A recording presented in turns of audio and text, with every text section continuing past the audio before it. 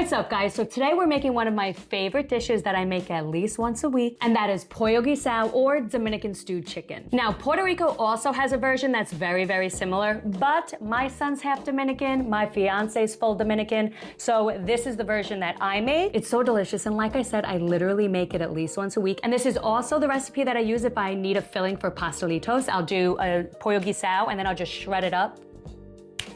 It's so good. Okay, so let's get started on what I have here. Now, these are just boneless, skinless chicken thighs that I have cleaned with a little bit of lime juice, vinegar, water. Now, traditionally, this dish is made with like chicken parts with skin on, bone in, like chicken thighs, chicken pieces, right? Chicken legs, whatever. But Edwin, my fiance, actually prefers it boneless, skinless. He just feels like he doesn't have to put in as much work when he's eating it. Men, okay? Listen, so don't come for me, come for him if you're mad about that. However, it's delicious and I love it. So that's what we do. We also have some chopped up peppers and onions, okay? Now, I only had red bell peppers on hand today, but ideally you wanna do a variety, right? You wanna do a variety of colors. You could also do like a bell pepper cubanelle. Whatever makes you glad, whatever you have on hand, honestly, is what you could do here. And I'll explain the rest while we're doing it. Okay, so we have our chicken. We are going to add just our peppers and onions right in. Then we're gonna add our garlic. Now this is a lime. I'm doing an entire lime. You could do a half a lime. Where's my lime thing? Oh, we're just adding that right in. Now, some people like to put the lime in here as it's marinating, like overnight or whatever the case. I've done that, but in my brain, I feel like that means the lime takes some of the marinade. I don't know. Because before you actually start stewing it, you would take this out. So I feel like I would be losing some of the marinade. That could be in my own brain. Honestly, it probably doesn't do much either way, but that's what I do. Okay, after that, we are going to add our spices. Now, we have a variety of things here, okay? I have Sazon, I have paprika, I have adobo, I have coriander, I have Dominican oregano, which, hold on, that's this one. Now, you want to get Dominican oregano specifically for this because it's different, okay? It's fine. It's more like a granulated garlic or whatever. And it has a specific flavor to it that's important for this dish, so you're going to want to get this.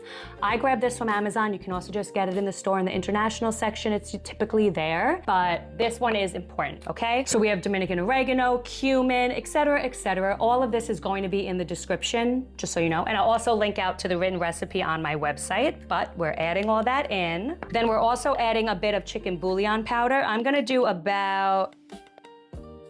half of a teaspoon. I'll do a little more, okay? That's probably like 3/4 of a teaspoon. The thing is, you wanna be conscious of our next ingredient, which is, what are you? I'm losing my mind. Soy sauce, hello. So this one is not low sodium soy sauce. That's what you wanna use. I just have this on hand. So I'm doing about a tablespoon or two of soy sauce. And because it's regular sodium soy sauce, I'm a little bit more conservative with the bouillon powder so that it's not too salty, okay? If you have low sodium soy sauce, then you could do like a teaspoon of this, but just be conscious. And if anything, always start out with a little bit less of what you think you'll need and then taste it later on, and then you can add a little bit more if you think that it needs a little bit more salt, but you can't take it away afterwards, okay? So just do it that way and then you'll be happy. There we go. I use this so much that I just keep a teaspoon thing in here at all times. Okay, so now we're just gonna mix this up.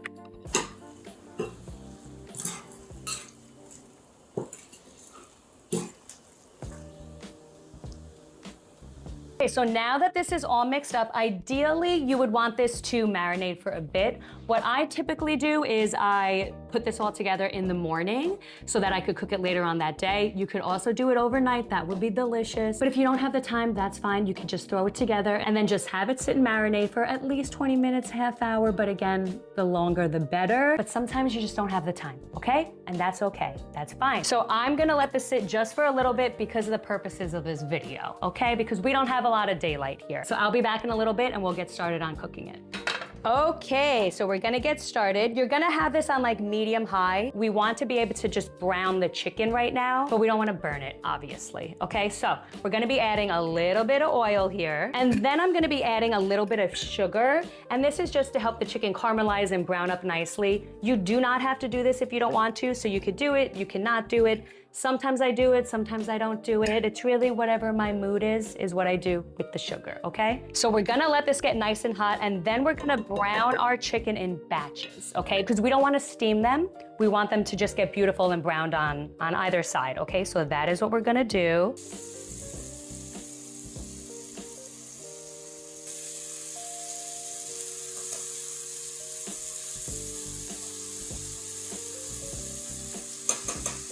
Okay, so did you see that? That's exactly what we want, for it to develop just a little bit of beautiful color, and then we flip them over. Now, once both sides have that color, we're gonna remove these and add them to a plate. We're just gonna keep it on the side, and then we're gonna keep going until all the chicken has been browned. Okay, now that the chicken has been browned, if you have a little bit too much oil left in the pan, we're gonna get rid of that, okay? Because we don't want a gross, oily stew, okay? No, thank you. So I have my little oil jar, where I always put my little leftovers if I don't need it. Now I'm just going to dump it right into here.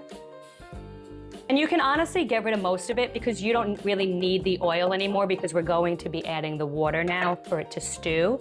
So it's not necessary to really even keep much of it.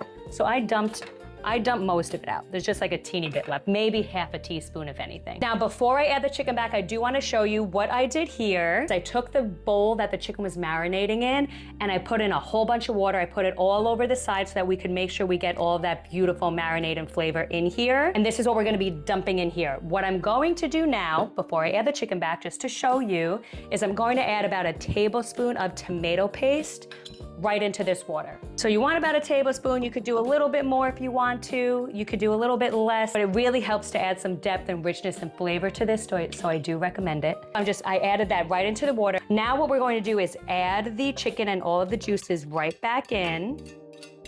Perfetto. And then we're gonna take the bowl of water and we're just gonna dump it right in. Now, what you wanna do here, I can't really give you an exact measurement because it all depends on how much chicken that you have. What you want is for it to be covering the chicken, but you don't wanna have so much that the chicken is swimming in it and it takes forever to reduce because you don't need that either. So this is perfect. Let me just show you guys what that looks like.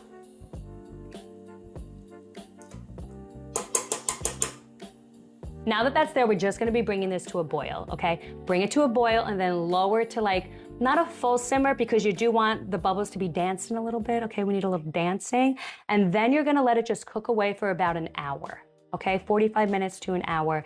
If you see that the liquid is getting too low, where there's like none left, by all means, you can add a little bit more. But I will show you what it should be looking like in the end. You still want there to be liquid in there, but you want it to reduce enough that it coats the back of a spoon. That when you take it and you put it over one of the chicken pieces, it like gets all beautiful and has this like nice sauciness over it. Some people do make pollo guisado a little bit thinner, but I like it a nice in between, okay? I like it to be a little bit thicker. I want the sauce to have a little bit more body. So we're gonna let this simmer away for about an hour, and then I'm gonna show you the last steps because there is something that we do in the last 5 minutes that's gonna be nice. It's gonna be nice, okay? Boom.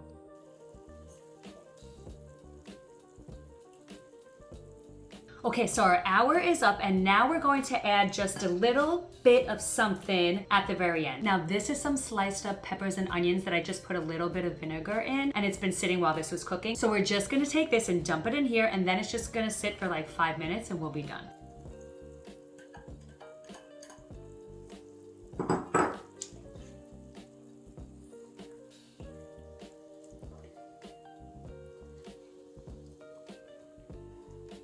So now you want to do is serve this with some white rice, some beans. Sometimes I also just make like a rice and beans like moro combination.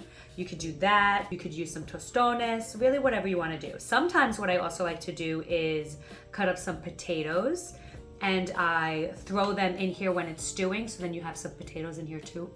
It's delicious. So there you go. Now it's like you're literally in my house because this is something I genuinely make at least once a week. So please give this a try. Let me know what you think. Again, the ingredients and all of the measurements will be in the description. And then I'll also be linking out to the written recipe on my website. So thanks for watching. I'll see you in the next video.